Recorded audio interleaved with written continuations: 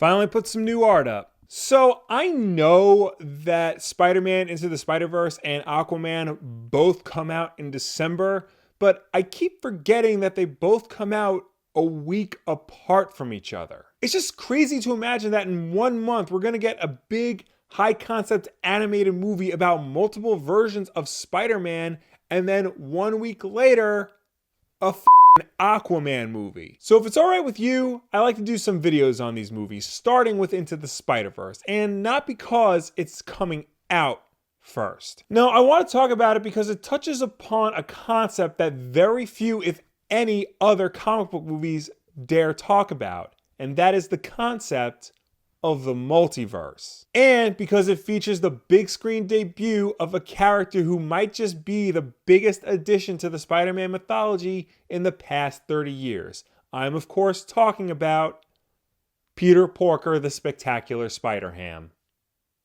Who'd you think I was talking about?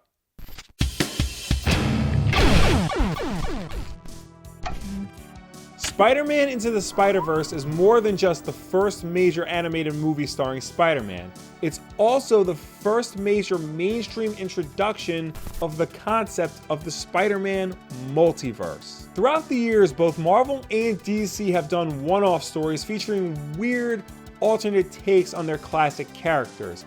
And Spider-Man seems to have a very different relationship with those alternate versions than other superheroes seem to do. Now, if you're watching this show, you're probably familiar with the DC term for this concept, Elseworlds. Elseworlds was an imprint where they would tell weird, fantastical stories about a vampire Batman, a Superman who was raised in Soviet Russia, the Justice League, but this time they're cowboys. And while these radical new takes were often very cool, it's always been made explicitly clear that they were not canon, just fun little one-offs that didn't fit into the superhero's overall continuity. Now, that's not to say these companies never acknowledge these alternate takes in the main continuity. Sometimes they get referenced here and there, mainly during big event books. But more often than not, you would never see, say, regular Green Lantern cross over with Arabian Nights Green Lantern. But Spider-Man is increasingly becoming a little bit different, especially within the last 10 years. He has had an increasingly high number of run-ins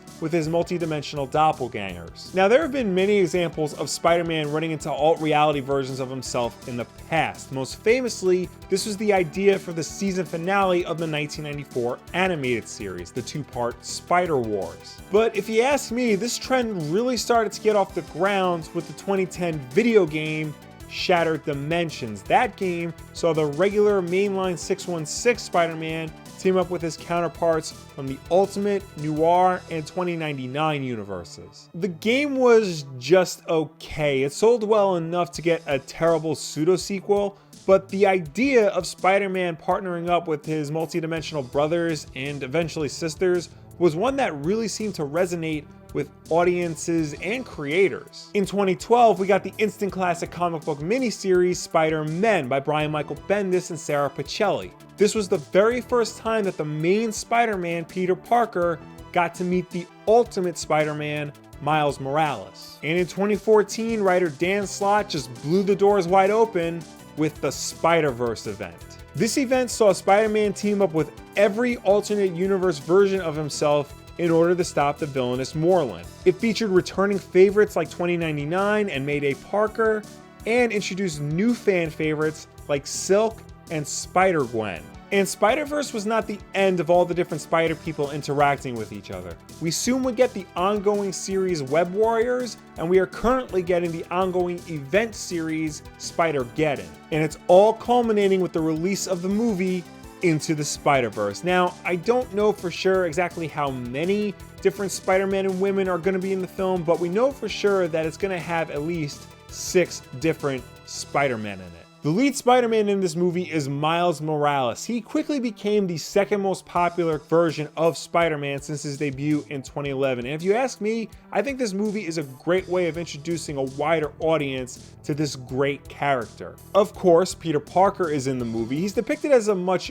older, more world-weary version, as opposed to the more youthful depictions we've seen in movies past, but I think that's okay. It's rare that we get a look at an older version of Peter Parker that isn't the stupid Spider-Man Reign Spider-Man. There's Spider-Man Noir, the darker 1930s hard-boiled version of the character, voiced by Nicolas Cage. There's Penny Parker and her robotic mech suit Spider, it's spelled this way.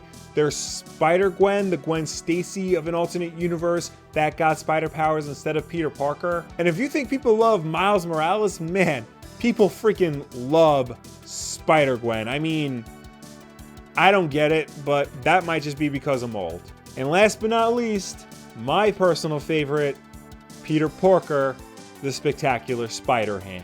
Whenever I talk to people about this movie and explain how it's about Spider-Man from different dimensions, the fact that one of them is a talking pig seems to be where most people draw the line in terms of believability. This could literally not get any weirder. It can get weirder. Okay. But this isn't some weird creation that Sony mandated to try and hit some specific demographic. SpiderHam is an honest-to-goodness Marvel Comics character. Created by Tom DeFalco and Mark Armstrong in 1983, SpiderHam was created to be a parody of funny animal type characters, a send-up of characters like Bugs Bunny and Mickey Mouse. And boy, what a send-up, because you see, SpiderHam isn't just some pig who got bitten by a radioactive spider. No, sir. He was a spider who got bitten by a radioactive pig.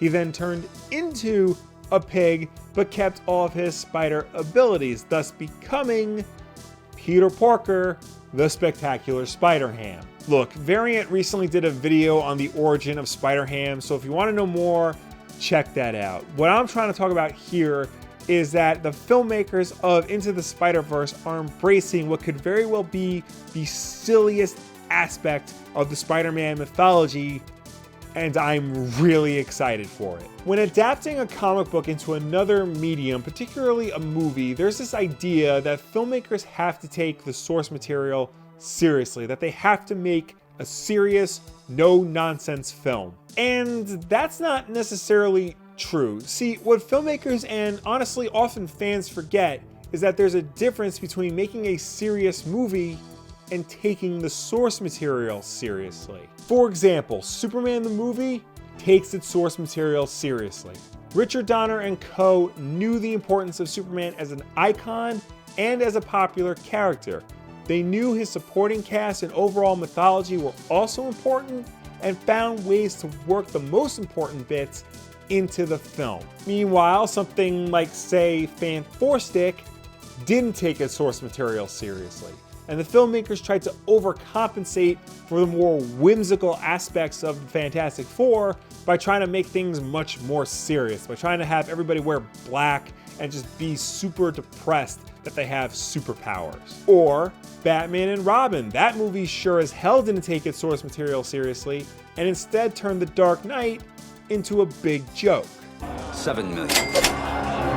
Never leave the cave without it. Taking the source material seriously does not mean being 100% faithful to the source material. Look at Guardians of the Galaxy. That movie has nothing to do with the original comics, but James Gunn respected the ideas of it and put that in the movie, and it shows. Taking the source material seriously also does not mean that you have to be a serious film. With the Lego Batman movie, they respected the Batman mythology, but found ways to have fun with the character and his mythology. And it is possible to make a serious movie that also happens to take the source material seriously. Just look at the Dark Knight trilogy as the best example of this. What's important is that filmmakers aren't embarrassed by the source material. If the thought of doing a movie featuring a talking pig in a spider costume bothers you because you're a serious filmmaking auteur, then you have no business doing a superhero movie. The filmmakers of Into the Spider-Verse could have included any of the different spider people in this film.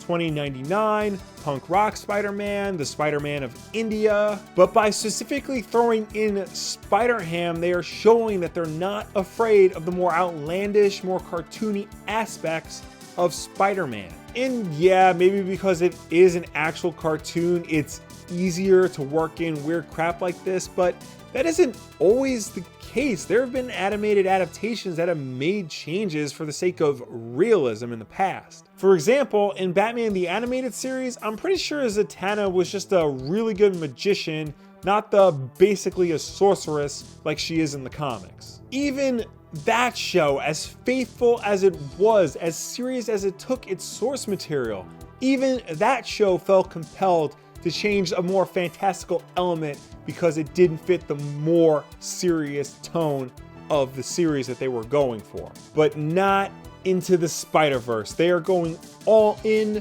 with the wacky, and I think that's great. I am so excited for it. Because let's be honest, if you can do a movie about a guy who can climb up walls and swing from building to building like a spider, and who's meeting different versions of himself from different dimensions, you can throw in a talking pig as well.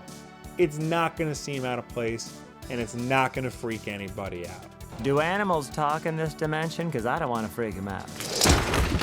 What do you think about Into the Spider-Verse? Are you excited for it? Does this concept interest you? Or are you completely put off by the mere thought of a talking pig with spider powers? Let me know down below or anywhere on the internet. Actually, if the idea of SpiderHam does put you off, don't let me know in the comments. I'm happy living in a world where I just think everybody's on the same level as me when it comes to this character.